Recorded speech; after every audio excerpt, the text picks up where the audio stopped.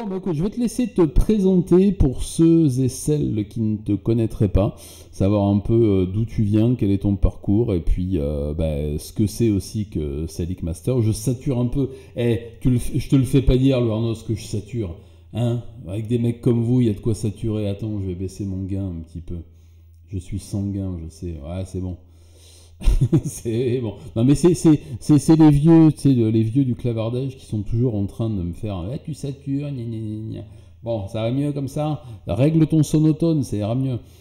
Alors, je vais te laisser te présenter et puis ben, on va commencer la discute après. À toi l'honneur, vas-y, je te laisse te présenter, nous expliquer un peu ce que tu fais, d'où tu viens, ton parcours, tout ça, tout ça. Ok, très bien. Moi, je m'appelle Tinan. Je suis à la base, depuis ma plus tendre enfance, un passionné de cinéma en général, plus spécifiquement de cinéma horrifique. Et on va dire qu'au fur et à mesure de mon évolution, je me suis progressivement spécialisé dans une marge de la marge qui est le cinéma underground extrême, qui en quelque sorte découle du cinéma bis, du cinéma d'horreur, du cinéma transgressif.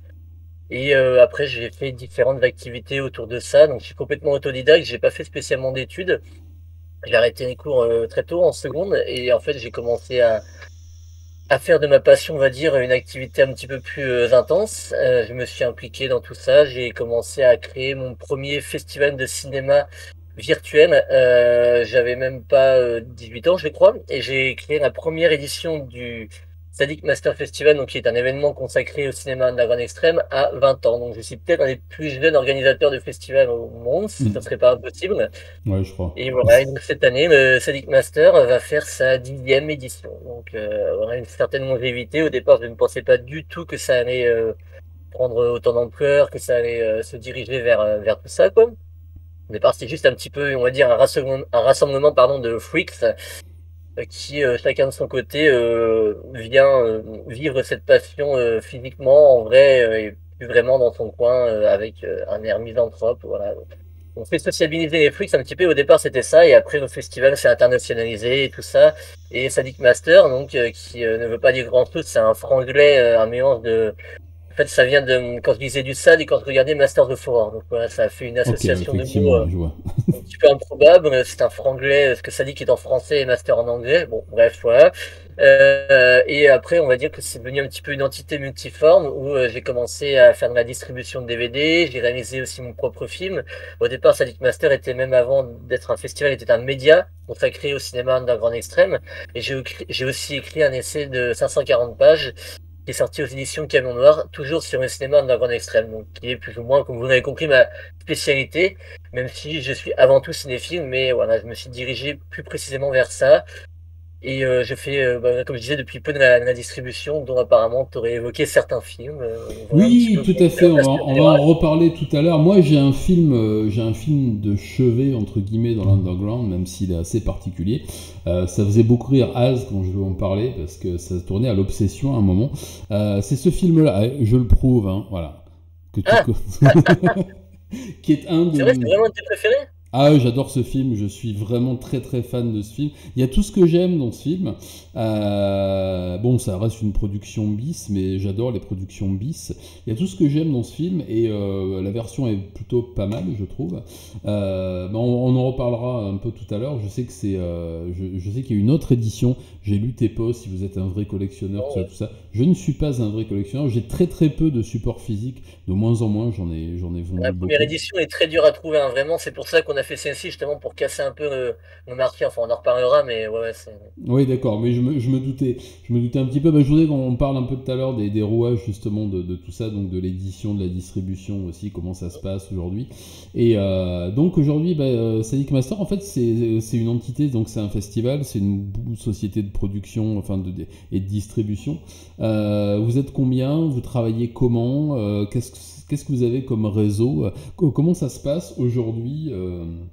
Quand on aime le cinéma de genre, quand on aime le super underground et qu'on veut produire du format physique, déjà est-ce qu'on a envie, est-ce que c'est un hobby ou est-ce que c'est une activité professionnelle à plein temps et comment ça s'organise pour toi et pour les gens qui bossent avec toi?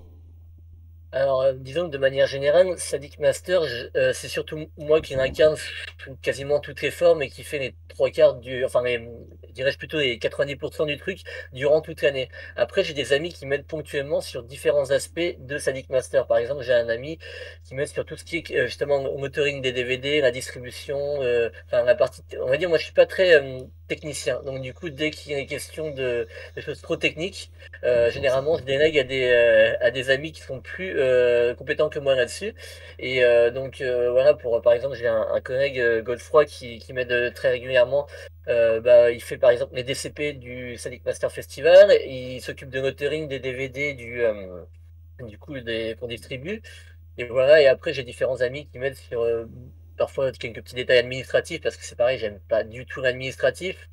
Ou D'accord. voilà, et après pour ce qui est du festival en lui-même, bah, disons que c'est essentiellement moi et mon ami Godefroy justement qui travaillons dessus. Moi durant toute l'année, Godefroy a un peu un approche du festival. Et ensuite, lors du festival, on a différents bénévoles qui aident sur plein de choses, donc c'est-à-dire les sous-titres, le bar, la sécurité, si ça. On a aussi des illustrateurs avec qui on travaille régulièrement, comme Boris par Ouais. exemple. Donc voilà, en fait, et donc Sadic Master, on va dire, par essentiellement, en fait, c'est un peu une extension de ma personnalité, on va dire, qui ensuite et ensuite plein de personnes viennent se greffer à ça.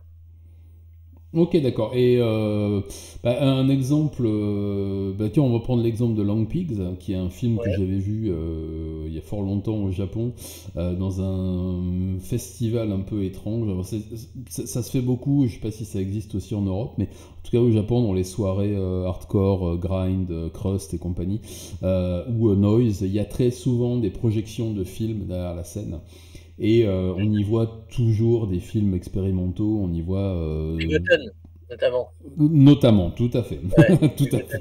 Bigotton revient très souvent, ouais. Ah oui, ça c'est un grand classique. Et j'avais découvert des images de Long Pigs et d'autres trucs, ce qui m'avait permis de le voir en, je sais plus en quoi, enfin bon, c'est dans une version un peu éclatée.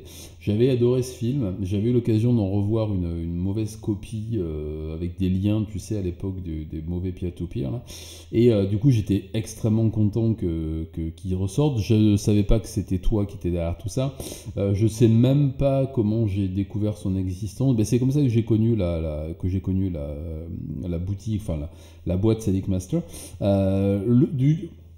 Pour qu'on explique un peu le process, du moment où tu penses à un film que tu aimes, un film qui n'est plus distribué, un film qui n'existe plus physiquement, au moment où tu vas le sortir toi physiquement, comment ça se passe là, le contact de la maison de production, le contact, enfin, quel contact tu privilégies, comment ça se déroule, comment ça se passe aujourd'hui pour acquérir des droits de traduction, de sous-titres ou de distribution. Est-ce que tu peux expliquer à ceux qui ne connaissent pas la chose un peu les rouages de tout ça? Oui, bien sûr. Bah, en fait, avec ma distribution Sadic Master, on a commencé déjà à distribuer au départ des compilations de courts-métrages, des meilleurs courts-métrages justement qui ont été diffusés durant le Sadic Master Festival. Donc, c'était une sorte de best-of. Et bon, là, c'était assez facile de récupérer les films parce que c'est des courts-métrages, donc généralement, ils sortent pas ailleurs et on les diffuse et parfois, ils n'ont pas forcément de réelle vie après le festival. Et Long Pigs, comme tu me disais, en fait, est notre premier long métrage qu'on a distribué. Alors, effectivement, il y avait une autre version avant, qui était une version, je crois, canadienne, Hmm. et qui, en fait, pour une raison assez étrange, le film a énormément coté. Le film est devenu très, très rare, et il est monté il était introuvable à moins de 150 euros. D'accord, ok. Et on sait pas pourquoi, on sait pas pourquoi, même le réalisateur ne sait pas pourquoi. Et il ne l'a pas redistribué, en fait, le film s'est raréfié de lui-même, quoi. Et du coup, c'est devenu un objet un peu culte, presque de collection, mais les gens qui voulaient juste le voir, bah, c'était un peu frustrant, ceux qui voulaient juste le procurer sans avoir la super version collector. Et donc, moi, j'étais déjà, en fait, en contact avec le réalisateur de par le réseau Sadik Master. On avait déjà notamment diffusé un de ses courts-métrages Ok. qui s'appelait Wicked Swow et qui d'ailleurs est dans je crois qu'il est dans la compilation du premier volume des DVD, enfin des courts-métrages pardon du Sadic Master. Et donc j'étais déjà en contact avec ce réalisateur, voilà, on s'entendait bien. Et en fait c'est ça généralement, c'est vu que Sadic Master est un gros réseau, en fait la plupart des personnes que je contacte pour de la distribution ou pour des droits de films ou quoi, généralement, je les connais déjà, en fait. Je les connais déjà, donc le contact est facilité et on n'est pas obligé de passer par 500 intermédiaires et tout ça. Donc c'est beaucoup plus simple. Et One Piece, bah, c'est un petit peu fait comme ça. J'ai proposé donc à Chris Power et... Alors ils sont deux réalisateurs, il y a Nathan Innes et Chris Power, mais c'est surtout Mhm. Chris Power qui gère maintenant, on va dire, la vie du film. D'accord, ok. Notre réalisateur s'en occupe un petit peu moins. Et donc j'avais contacté Chris Power, je lui ai proposé bah, de me sortir pour que le film ait de nouveau une visibilité, parce que bah, forcément à 150 euros, quelques exemplaires par-ci par-là, c'est pas ce qui permettait vraiment au film de vivre. Et donc je l'ai contacté et je lui ai proposé bah, un petit deal quoi en fait.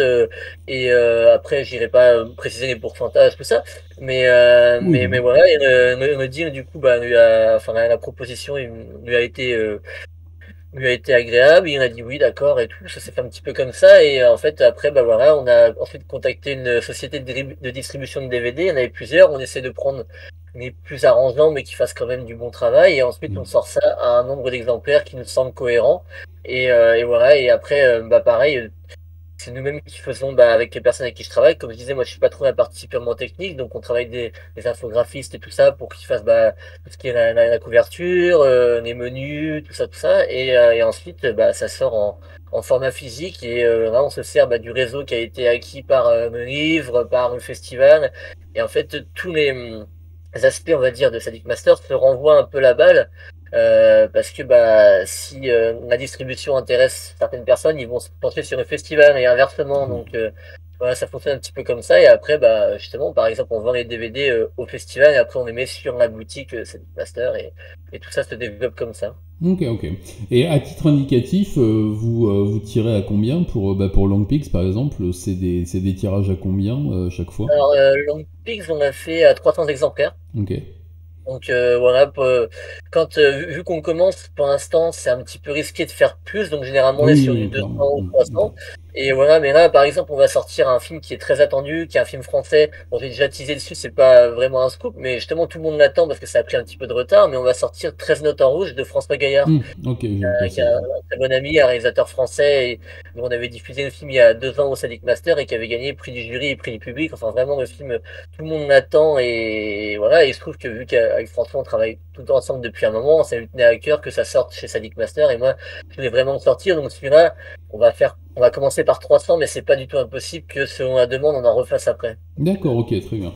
Oui, en fait, je pense il y a la même, il y a la même demande que ce qu'il peut y avoir dans l'édition livre underground, où on est à peu près, parce que c'est quand même un public de niche, et qui m'a réjoui en fait quand j'ai regardé un peu ce que vous faisiez, parce que j'ai vraiment, comme je dis, j'ai découvert la boîte quand j'ai acheté le DVD, j'ai découvert qu'il y avait toujours un public pour ça. Et est-ce que toi, tu penses que le format physique a encore de l'avenir, ou est-ce que à la longue, tu penses que toi aussi, enfin vous aussi, vous allez vous diriger vers une plateforme VOD, ou parce que c'est malheureusement il y a beaucoup d'éditeurs qui tournent comme ça maintenant au Japon et dans d'autres pays.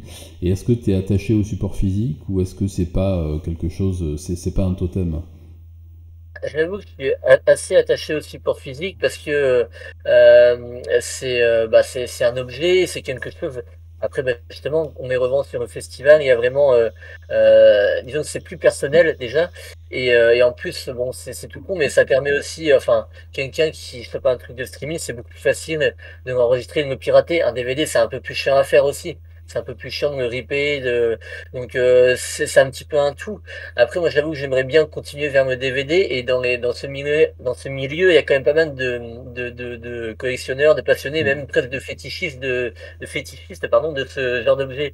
Même il y en a certains, même, ils ont même pas de de lecteur VHS, ils chopent des VHS juste pour l'objet.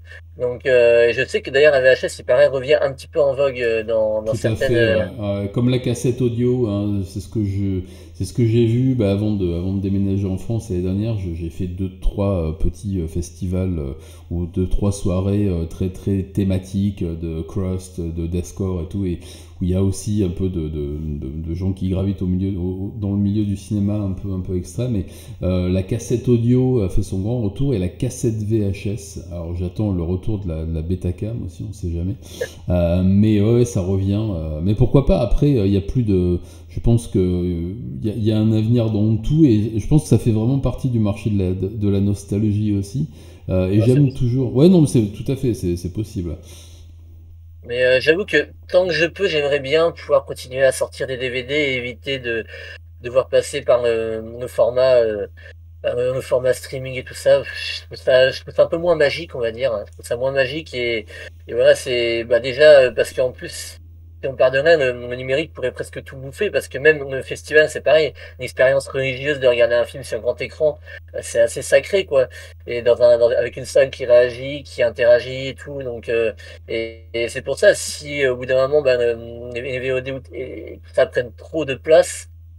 Ça devient embêtant. Alors certes, c'est ce qu'il y a de plus simple, de plus rapide, de plus prêt à porter, de plus tout ça. Mais enfin, je pense qu'il y a des gens qui aiment quand même l'expérience. Alors le DVD, c'est possible que ça devienne obsolète. Le cinéma, aller voir un film au cinéma, je pense que c'est encore différent. À mon avis, là, il y a encore, ça reste une expérience où on se déplace, où on y va avec. C'est encore autre chose. Donc Bah, pour l'instant, je pense que. le cinéma il y a- en festival, je trouve ça beaucoup plus agréable, petit point de vue perso, que le cinéma dans le cinéma grand public. J'ai eu des mauvaises Oui. expériences. J'y suis allé que 2 fois depuis que je suis rentré en France Ouais, là. puis ça dépend des salles et ça dépend des films aussi, mais c'est vrai que si tu veux voir un film d'horreur, non, mais je crois que le pire c'est les films d'horreur en plus. Le pire c'est les films d'horreur et un film d'horreur qui sort dans une salle assez populaire, assez connue, en plein jour de sortie, enfin ouais, il y a de très fortes chances que tu aies des casse-couilles dans la salle C'est et ça te compliqué. ruine un peu ton truc quoi. La seule belle expérience cinématographique que j'ai pu vivre, dans tous les sens du terme, c'est en allant voir ce chef-d'œuvre qui est L'Empire de Bruno Dumont au cinéma. Oui, On n'était que 7 et on a fini à 5 et j'ai pas été embêté par les voisins. Ça c'est bien par contre. Tu vois. c'est clair. Bah, le truc déjà d'une séance cinéma classique dans un cinéma normal, c'est que les gens viennent, on va dire, sans raison particulière. Ils viennent juste pour voir un film. Ça se trouve, ils se sont même pas renseignés avant sur le film. Là est toute la différence avec bah, un festival où les gens viennent un peu presque en communauté.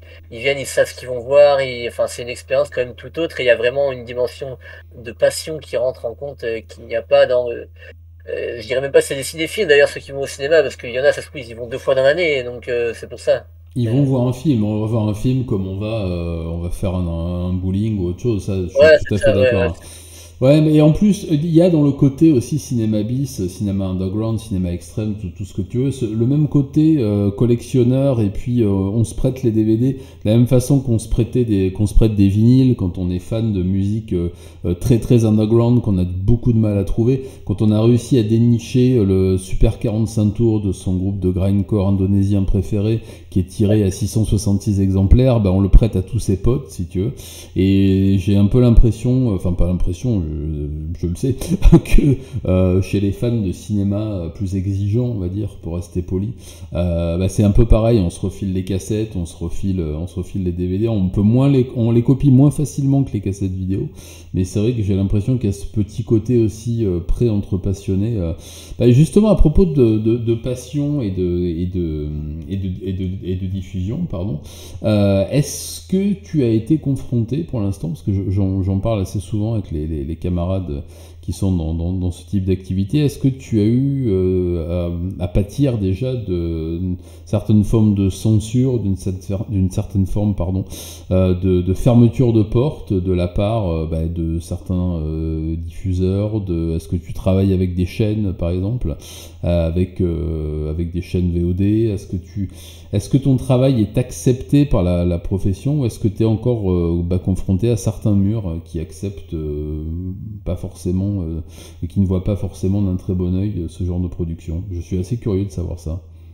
Oh bah faisons simple, je n'ai quasiment que de la censure et que des murs, hein. J'ai quasiment que ça, c'est voilà. Ah, Ouais. ok, ben Clairement ok. même la ville de Paris me censure donc c'est puis on avait, lors d'une des premières éditions du Sadic Master, on avait demandé si on pouvait éventuellement être éligible au mécénat, pour s'il y avait des mécènes qui voulaient voilà, enrichir notre belle culture en donnant un peu au festival, et on nous l'a refusé en nous collant une enquête du fisc. En plus, ça Donc oui, ouais, ok. ouais, donc ça veut dire on veut pas que vous existez, cassez-vous. Enfin c'était assez clair et explicite. Et bah, du coup, Requiem du Fils n'a rien donné parce qu'on était clean.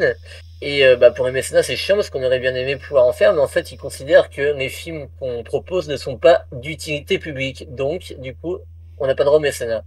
Et donc, voilà. Après, il y a pas mal de médias ou autres, de plateformes avec lesquelles on aurait pu travailler ou on aurait commencé à travailler. Et à chaque fois, il y avait on va dire qu'il y avait un désaccord, une divergence à la droite ou à gauche, et à chaque fois je voyais qu'il y avait une marge entre l'underground extrême qu'on représente et certains médias, certaines choses, certaines personnes qui bah, du coup sont plus dans un filon, ils sentent qu'il y a un filon à exploiter, du coup ils veulent faire de l'argent avec ça, et du coup vraiment qu'il y a, il y a deux mondes là-dessus, et rapidement les deux se confrontent et ne continuent pas ensemble ensuite, quoi. Et, mais clairement, ouais, la censure c'est compliqué, même, bah, même le problème, des fois il y a même certains partenaires qui veulent partager par exemple notre trailer, mais ils peuvent même pas, parce que s'ils me partagent, ils vont se faire engueuler, ils vont se faire censurer leurs publications.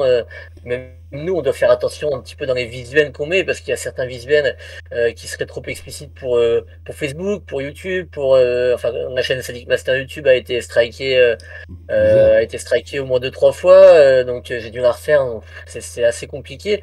Et après, il y a aussi, à titre plus personnel, il y a tous ce qu'on appelle les haters. Donc Hmm. forcément, quand on organise un festival consacré aux films les plus extrêmes de la planète, ça suscite des controverses, ça suscite certaines polémiques et tout ça. Et bah, les gens qui ne m'aiment pas ou n'aiment pas mon festival me font savoir, quoi.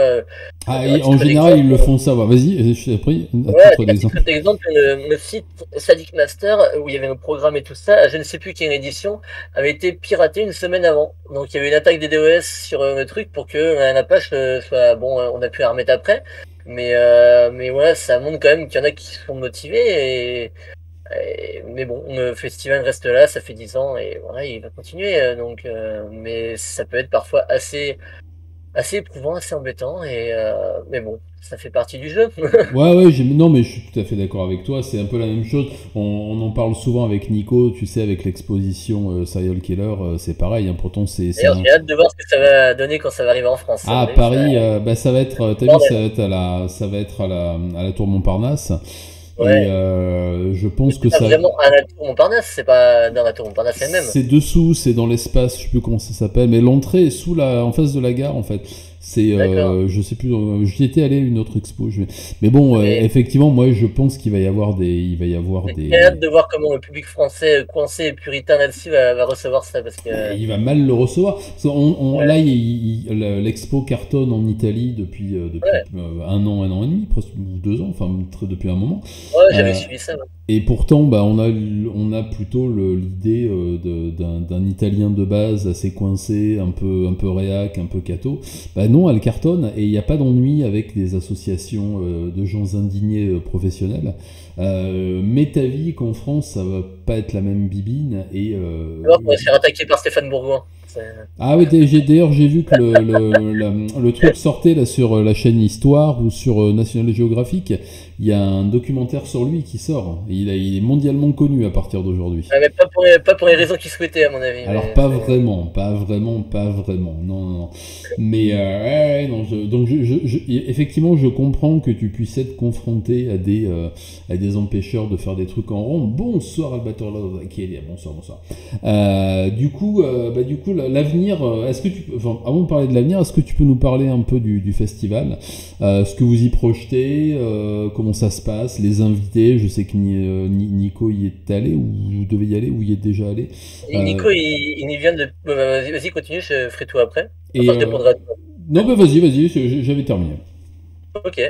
Non, pour ce qui est de Nico, en fait, alors, l'invité en, en tant qu'invité officiel serait peut-être un peu de mauvais goût pour un festival de cinéma. Déjà qu'on m'a déjà reproché, oui, oui, on m'a déjà reproché de l'avoir en tant qu'exposant Ah ouais, par rapport d'accord. à sa biographie et à ce qu'il fait, quoi, voilà. On m'a déjà reproché, on m'a dit ça n'a rien à voir avec le cinéma, c'est malsain. Bah, écoute, si t'es pas content, tant pis, hein. Voilà, Nico il est là depuis le début. Voilà, c'est un ami aussi. Enfin, on va pas succomber à la pression comme ça.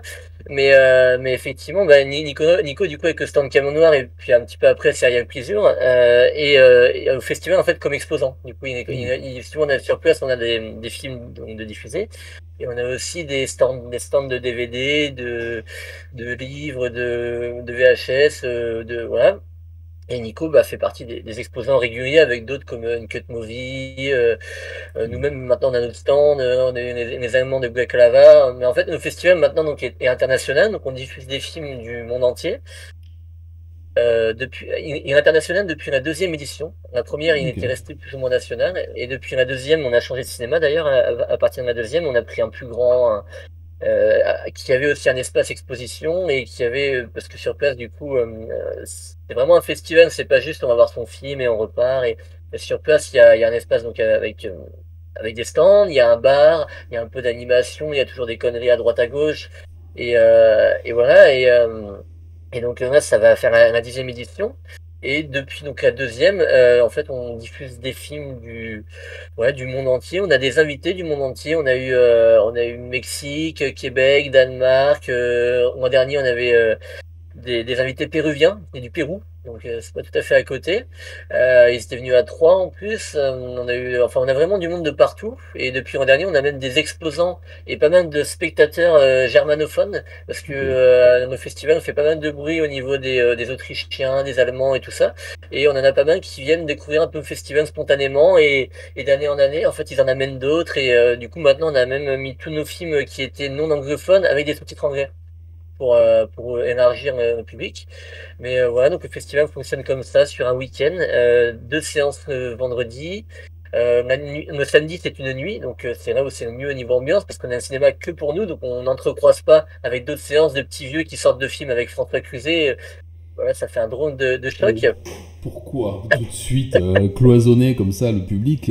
Non, non, non, tu juges, t'es dans le jugement, je trouve. Je suis sûr que ça peut les Disons passionner. qu'à la base, le public habituel du cinéma des 5 Comartins, où on organise ça donc depuis 9 ans, c'est un public un petit peu cinéma d'arrêt d'essai. Ok, Donc ah généralement oui. c'est un petit peu vieux, un peu bobo et tout.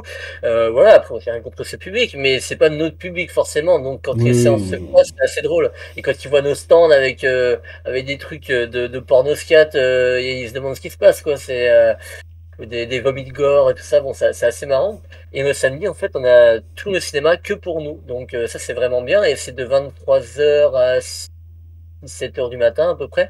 Donc on peut aller jusqu'à 8 h, je sais plus, mais et d'abord on avait on avait quatre, maintenant on a trois films parce que quatre ça laisse assez peu de temps entre les séances, Entre c'est les pas sons, ouais, forcément ouais. extrêmement pratique. Donc maintenant c'est trois films dans la nuit du samedi et un dernier film en clôture le dimanche. Et voilà, donc le festival dure sur ce week-end-là. Au niveau des places, on peut être à la séance, il y a un pass spécial pour la nuit du samedi et après un pass pour tout le festival. Et du coup, des gens viennent d'un petit peu partout, donc la France, les pays frontaliers, certains un peu plus loin. Et voilà, donc c'est une fois par année, tous les ans en mars. Et puis après, il se passe plein de trucs sur place. Parfois, on a du monde qui filme, il y a des micro-trottoirs, il y a des photos, il y a plein de trucs. Donc c'est plutôt sympa, quoi. Ça draine un petit peu tout ce qu'il y a de plus dégénéré en France et dans les pays d'à côté. Et nous, on est ravis d'avoir tout le monde au même endroit à un moment de l'année. Bah, après, j'ai un peu l'impression que c'est comme dans d'autres milieux, hein, c'est un peu la convergence des luttes où on retrouve dans le public, de ce que j'en vois et de ce que j'en connais un peu, dans le public Sadik Mastock, que ce soit le festival ou le reste, le public aussi qu'on peut retrouver dans les expos SK, dans le milieu un peu underground de la musique, dans le milieu un peu underground de la nuit. Je pense que c'est des milieux qui s'interpénètrent, hein, vous voyez ce que Bien je veux dire. sûr. Et c'est ça que j'ai trouvé assez intéressant aussi de voir que ça a réexisté en France. Moi j'achetais pas mal de VHS à l'époque dans les catalogues, dans Mad Movies, tu sais, à la fin il y avait toujours des catalogues où on pouvait commander des films de Jörg Buttgereit ou des trucs comme ça qui étaient introuvables Ouais. ailleurs. Et, j'avais l'impression que ça avait disparu avec l'avènement des internets avec un Z. Et c'est pour ça que j'étais assez content de voir que ça existait ici aussi. Alors ça existe toujours au Japon, c'est même assez présent. On peut d'ailleurs retrouver facilement les endroits en tendant l'oreille En général, le samedi, quand la porte s'ouvre, on entend qu'il y a du bruit. En descendant, on est quasiment sûr, enfin du bruit, de la douce musique. Et en descendant, on est quasiment sûr d'y trouver des gens qui sont dans le milieu du cinéma et d'autres choses.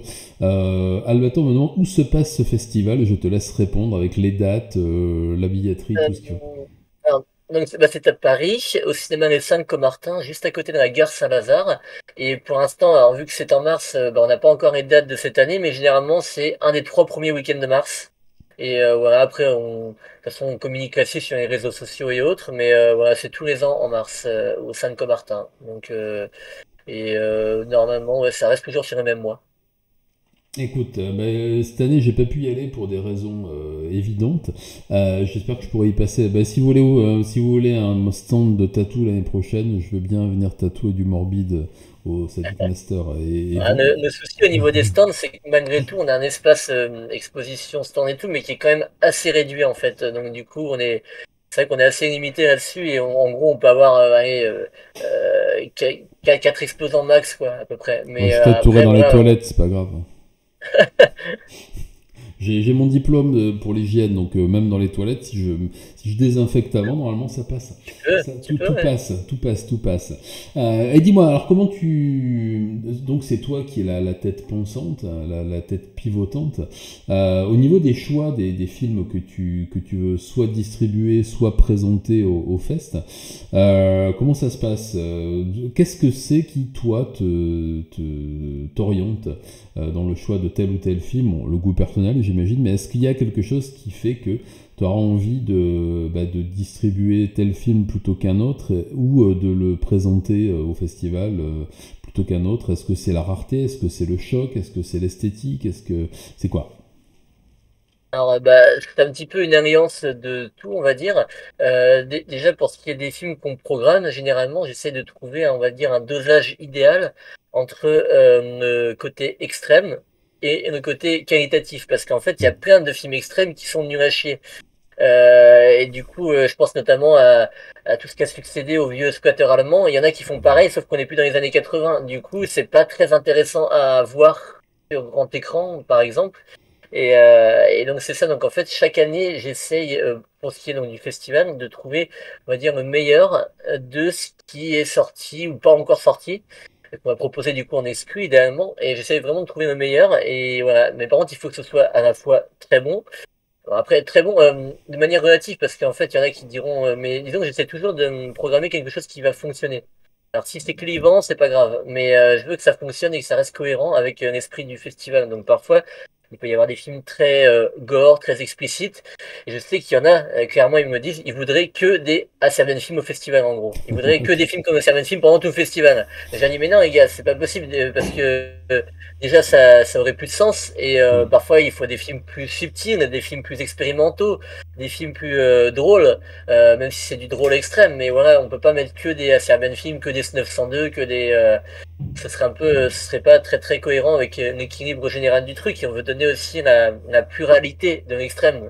Si c'est qu'une forme d'extrême, c'est un petit peu dommage. Et, euh, et donc c'est ça en fait. J'essaie de trouver un mélange de films extrêmes et bon, qui soit pas encore propagé partout pour que ça garde son caractère exclusif quoi. Et des fois il y en a qui seront jamais propagés d'ailleurs quelque part ensuite. Et c'est ça vraiment l'idée. Donc j'essaie d'avoir pour que même les spécialistes, pour que même on va dire vraiment les passionnés, les connaisseurs Hmm. de cinéma underground extrême viennent au festival en se disant ah tiens ça je l'ai pas vu, ça m'intéresse. Parce que voilà, moi je suis bien content de ramener ceux qui découvrent, mais je veux que même les habitués soient encore surpris et intéressés par les choix éditoriaux et les films proposés, quoi.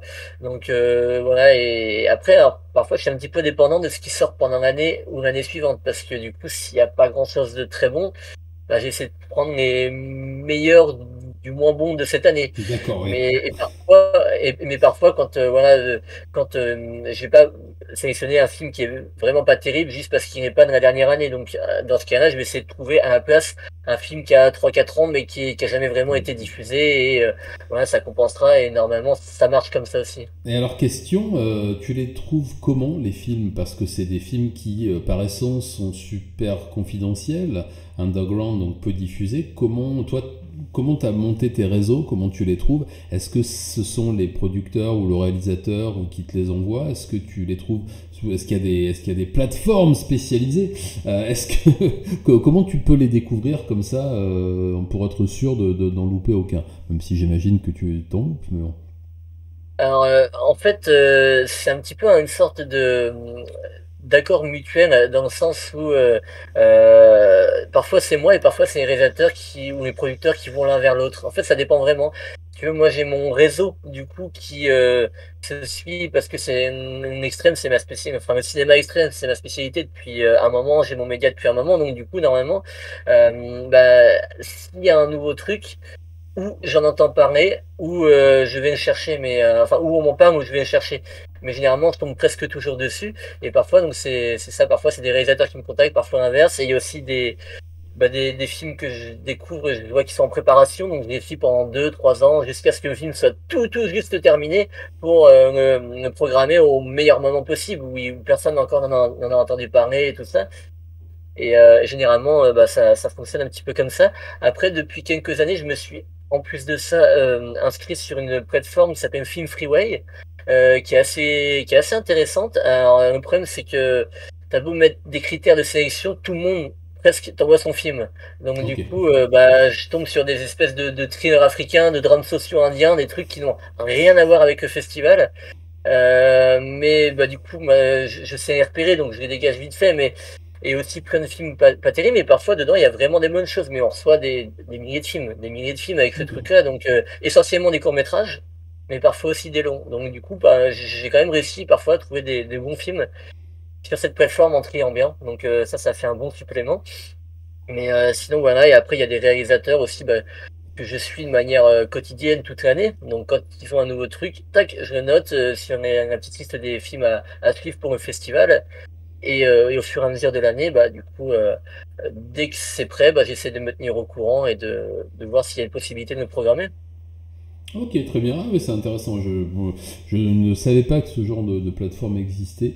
Alors, ma Euh, plateforme n'est pas spécialisée sur le cinéma extrême, hein, c'est une non, plateforme de mais cinéma en ouais, une général. plateforme de Ouais. cinéma en général, je ne savais pas que ça existait. Il y en a d'autres, mais le problème des autres, c'est qu'elles sont pour la plupart payantes. Alors là, il y a D'accord. des options payantes, mais il y a aussi des options non payantes. Donc moi, je demande pas de frais de soumission, enfin de frais pour que les films, enfin qu'on me transmette, pardon, les films. Mais je sais qu'il y a des festivals qui le font, mais du coup, ils en reçoivent vraiment beaucoup moins, quoi. Oui, bah Et oui, ouais, j'imagine. pareil dans l'autre sens, moi j'ai réalisé mon court-métrage, je l'envoie à des festivals, j'envoie que au festival, sauf si c'est vraiment un festival qui m'intéresse beaucoup, mais quand j'envoie spontanément à un festival, j'essaie qu'il n'y ait pas de frais d'envoi du film, c'est mieux. D'accord, ok, je Euh, vois ce que. Vu Il qu'il y a est, une chance. il est visible quelque part en ligne, ton court-métrage ou Pas encore, pas pas encore. encore, Pour ok. l'instant, il a fait sa petite tournée des Ok. festivals. Donc à mon propre festival. Alors oui, c'est un peu incestueux, mais en même temps, c'est l'endroit où les gens veulent le plus se voir en France. Donc ça aurait été un peu con de m'abstenir de me programmer juste parce que c'était le mien, quoi. Ah, au contraire, Mais ah, oh là, au contraire, alors là, c'est ouais. l'érotomanie, on n'est jamais si bien servi que par soi-même, il y a que ça de Et on a vrai, eu hein. des super retours, et en plus, c'était un public bon, qui était certes déjà un peu acquis à la cause, mais qui aussi m'attendait au tournant quand même. Donc c'était une bonne expérience, particulièrement stressante d'ailleurs, de passer de l'autre côté du truc et de me montrer dans mon festival devant tous les gens qui suivent ce cinéma depuis longtemps. Mais donc je suis content parce qu'on a eu des super retours. Et là, il a tourné un petit peu partout dans le monde jusqu'aux Philippines. Donc ça, on a une sélection un peu improbable aux Philippines. Et voilà, et franchement, je suis content, il a plutôt bien tourné, je pense qu'il va continuer à tourner. Mais malgré tout, là, je vais commencer à voir un petit peu pour me sortir en DVD parce que je pense que le film a un petit avenir quand même. Et du coup, je voudrais voir, mais là, on est en train pour l'instant, j'en parle pas encore officiellement, mais j'avais un peu communiqué dessus et il y a un distributeur assez important dans le cinéma extrême qui est intéressé pour me sortir. Donc là, ça devrait se faire prochainement, quoi. Mais j'aurais pu le sortir chez moi, hein, mais le truc, Oui, j'essaie de. Mais je c'est connais pas les d'intérêt gens, hein, parce c'est vrai. que je m'adresse aux mêmes personnes. Mon but, c'est de me faire découvrir à d'autres personnes. Donc, Je comprends, hein. Ah, mais écoute, j'espère qu'il sortira bientôt, qu'on ait l'occasion enfin que moi j'ai l'occasion de le voir aussi. Et je te souhaite tout le meilleur avec lui, hein. merci. Non, mais avec grand plaisir. Les sorties prochaines là, est-ce que tu as des choses en cours? Est-ce que tu as des En sortie films DVD. en sortie DVD? Comme Est-ce je te qu'il y a... disais, il y a 13 notes en rouge de François Oui, Gaillard, ça, qui est ok. vraiment notre prochaine sortie, qui est Ouais. très attendue et tout ça. Même, on va sûrement organiser après une séance dédicace, un peu après la sortie et tout, parce que François a quand même une certaine fanbase en France, donc du coup, ça peut être sympa de faire un petit événement autour de ça. On va sûrement faire ça à Metal Luna Store, je sais pas si tu vois où c'est. Non. C'est une des dernières boutiques de cinéma, on va dire, de genre et tout ça. Ils ont aussi des figurines, des VHS, Ok.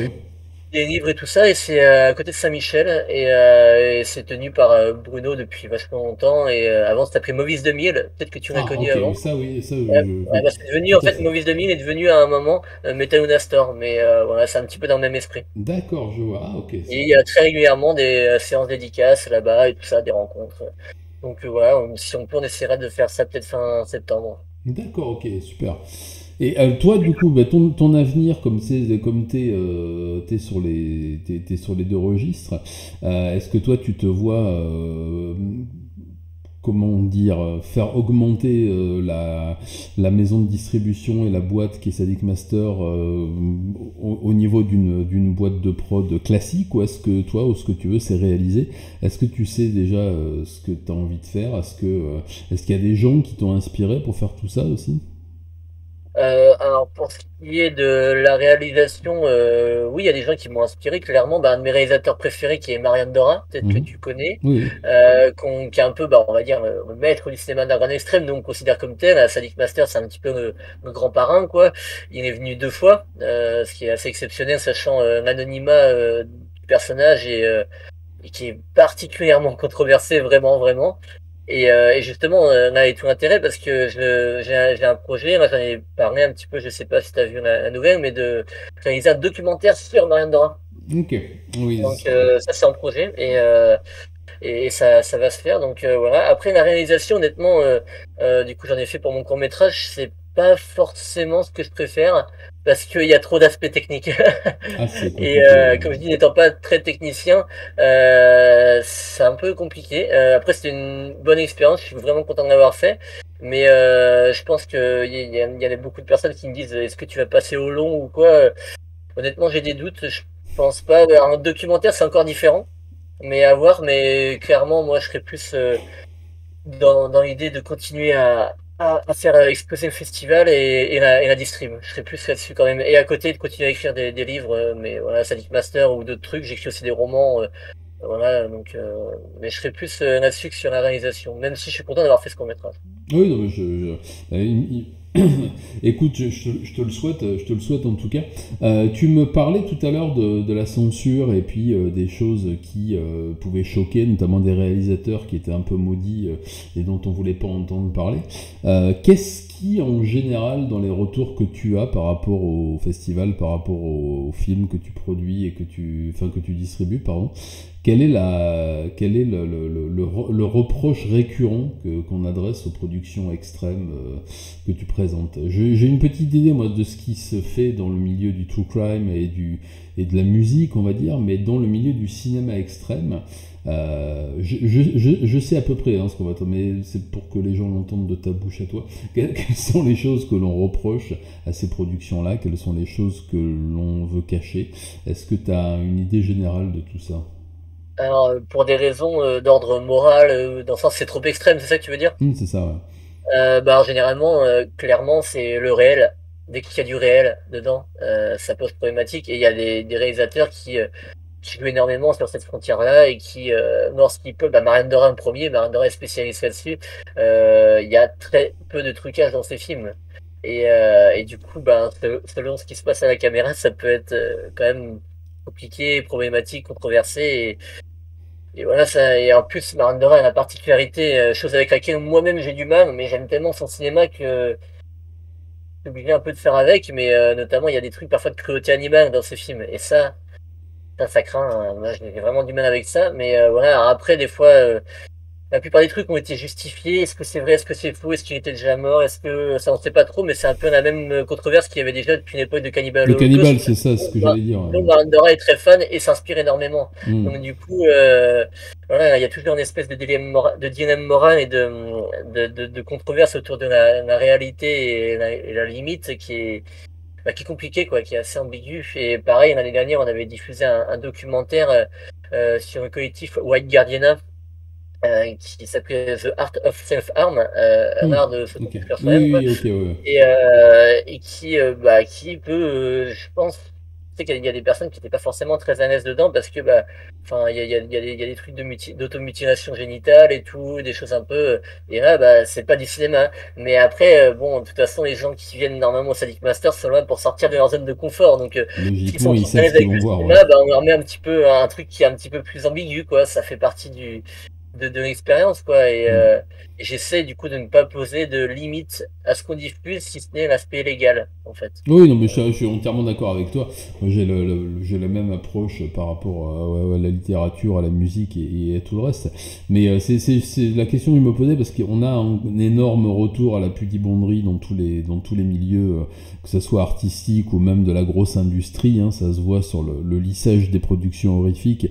J'en regarde de moins en moins dans ce qui sort sur les plateformes au cinéma parce que je m'attends à peu près toujours à voir la même chose et en général Et là où justement on essaie de faire un contrepoids, en fait, c'est justement, mais c'est c'est ça, vraiment c'est de l'innovation, elle vient aujourd'hui du super underground. Bon, ça a toujours été un peu le cas.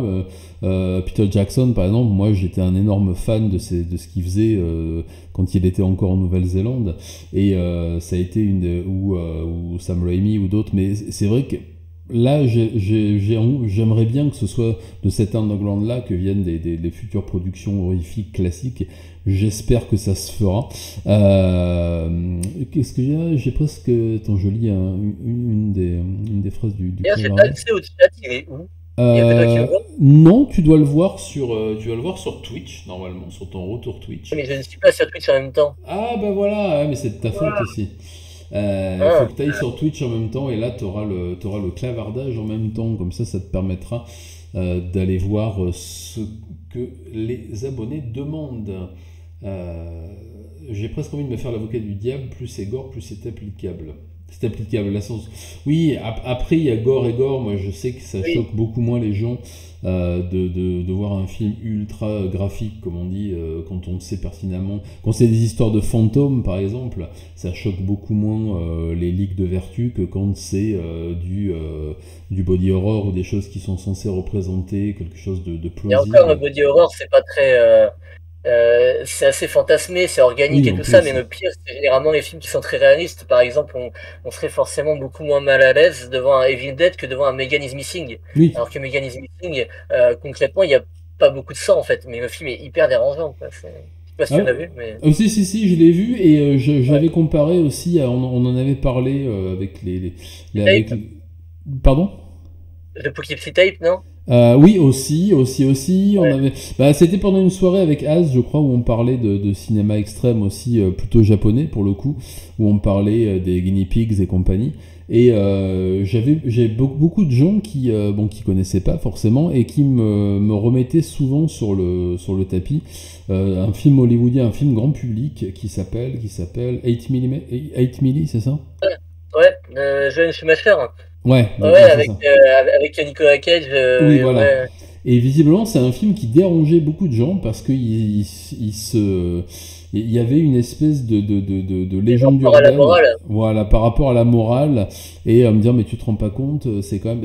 Et ça a été pour moi ça a été pour moi des heures et des heures d'engueulade, même parfois avec certains camarades, en leur disant que le snuff c'était un genre cinématographique, c'était pas une réalité palpable, surtout à cette époque-là, mais que ça faisait quand même vendre de la pellicule et du papier. Mais effectivement, je pense que quand on a un rapport à la réalité qui est celui notamment le documentaire, alors moi j'aime beaucoup le cinéma de documentaire. Euh, ou le mockumentary, notamment Long Pigs, hein, notamment ça fait partie. Pourquoi j'aime ce film? Parce qu'il y a à peu près tous les ingrédients de ce que j'aime dans un film de ce type-là. Et en plus, il est bien fait, il est même drôle. Mais je pense qu'il y a ce rapport à la réalité, et c'est pour ça que je posais la question, parce que je sais que dans le milieu du true crime, on se prend. Alors je me considère pas comme faisant partie de ce milieu-là, parce que j'ai très très peu de rapport avec les camarades, on va dire. Je pense même que j'en ai pas du tout. Mais en tout cas, c'est un milieu dans lequel l'hypocrisie aussi est très très très prégnante. Et j'ai l'impression, quand tu me parles de cinéma extrême, qu'on est un peu dans le même type d'hypocrisie. C'est-à-dire qu'il y a aujourd'hui un pool de fans de True Crime qui regardent beaucoup de chaînes, qui regardent de chaînes YouTube, je veux dire, qui regardent des documentaires, qui sont même parfois abonnés à des plateformes sur le True Crime, mais qui continuent à avoir des discours très... des cris, qui poussent des cris d'orfraie quand on parle de Murderabilia, quand on parle de choses comme ça. Et j'ai un peu l'impression qu'il y a la même chose dans le cinéma extrême. Est-ce qu'il y a une porosité quand même entre le cinéma horrifique et le cinéma très underground? Bah, un petit peu. Alors, c'est pas forcément les mêmes microcosmes parce que le cinéma underground c'est vraiment un microcosme en fait, alors que le cinéma horrifique c'est une déclinaison d'une forme de cinéma populaire quand même en fait. Mais pour ce qui est justement de cette hypocrisie dont tu parles, c'est rigolo parce que moi je connais des gens, même parfois dans un entourage proche ou lointain, mais des gens qui ne sont pas liés à mon milieu, au cinéma extrême et tout ça, et qui ont tendance à juger un petit peu ça, mais à côté, ça va être les premiers quand ils vont savoir qu'il y a une vidéo de Luca Rocco Magnotta. Oh, One Lunatic, One I Speak, c'est quoi? Ah bah tiens, et puis c'est comme ça qu'on se retrouve avec cette vidéo qui est beaucoup plus extrême finalement d'une certaine manière, mais regarde juste, oh là là, j'en ai vu, c'était rare, c'était choquant et c'est un petit peu ridicule parce que du coup là ils sont directement acteurs par leur voyeurisme de tout ce que nos films essayent de démontrer en fait. Et vraiment la vidéo en question One Lunatic One I Speak, désolé si je fais la pub à la vidéo, mais Bon, je crois que tout le monde... pendant un moment, je sais que notamment quand elle avait été relayée sur Best Gore, ça avait été une des vidéos les plus vues du mois sur Internet. Ah oui, non, Donc, mais je ouais, pense que tout le monde l'a vu, ou à peu près, quoi, effectivement. Ouais, ouais. Pour moi, c'est la grande différence qu'il y a entre ce genre de production, ce genre de produit, on va dire, et les cinémas. Et même ce que j'aime énormément aussi dans beaucoup de productions underground, de productions bis, on va dire, c'est que il y a une réflexion là-dessus aussi. Il y a une réflexion sur le voyeurisme, il y a une réflexion. Alors j'entends souvent, je vais encore revenir, je vais le montrer après. Je vais encore revenir. Regardez, achetez ça. si après ça on n'a pas 50 ventes, Voilà, achetez ce film, vous ne le regretterez pas, j'en ai déjà parlé. Alors j'entends des mauvaises langues qui me disent oui mais c'est un arrivé près de chez vous plus gore et moins bien fait. Faux. Je me suis un peu servi, j'avoue, de C'est arrivé près de chez vous, comme tu as pu voir sur Ouais, sur, je sais. je marque C'est arrivé près de chez vous avec un cannibale. C'est vrai, mais les gens normalement C'est aiment vrai. bien C'est arrivé près de chez vous. Donc du coup, C'est arrivé près de chez vous avec un cannibale, c'est assez vendeur, je trouve. C'est vrai, et tu as eu raison de le faire parce que je trouve qu'il y a déjà, il y a la même réflexion, et que c'est une réflexion intéressante déjà qu'il y a dans dans les mockumentaries que j'aime beaucoup, c'est-à-dire une réflexion sur la position du spectateur. Je trouve Sur que le là, rapport au voyeurisme. voilà, le rapport au voyeurisme, puis le rapport à sa propre humanité, savoir à quel point on peut aller loin pour produire de l'image, à quel point jusqu'où on peut aller pour attraper le bon moment, la bonne séquence. Ce film-là est plus récent, donc du coup il y a d'autres problématiques qui sont mises en exergue dedans que j'aime beaucoup. Et je trouve qu'il y a au contraire dans ce cinéma-là une réflexion beaucoup plus poussée que celle qu'on peut avoir en allant juste se repaître de vidéos de gendarmes qui se font défoncer par des BM par exemple. J'ai vu que c'était la vidéo la plus vue là sur X hier et avant-hier. Je pense que c'est aussi le fait de s'intéresser à ce genre de cinéma. C'est pour ça que j'aimerais que plus de gens s'y intéressent et aillent voir au lieu de penser juste par oui dire. Parce que souvent on a, je pense qu'il y a une espèce de salubrité à s'intéresser à tout cela. Les ligues de vertu, tiens, pendant qu'on parle de ligues de vertu, est-ce que vous avez eu des tentatives déjà d'interdiction? Est-ce que vous avez eu des gens qui venaient prier avec Christine Boutin devant la porte du festival? Est-ce que ça vous est arrivé, ce genre de truc? Ou pour l'instant Alors, vous êtes tranquille? alors, en fait, on a un petit peu, je dirais, les mêmes avantages que Marianne Dora là-dessus. C'est que malgré tout, on est assez underground pour que on va dire, les instances publiques officielles ne sachent pas qu'on existe. Donc Marandora, c'est ce qu'il disait en fait. C'est pour ça qu'il n'a pas eu vraiment encore de. Enfin bon, apparemment il a eu 2 plaintes, mais c'est par rapport à des trucs de ses films.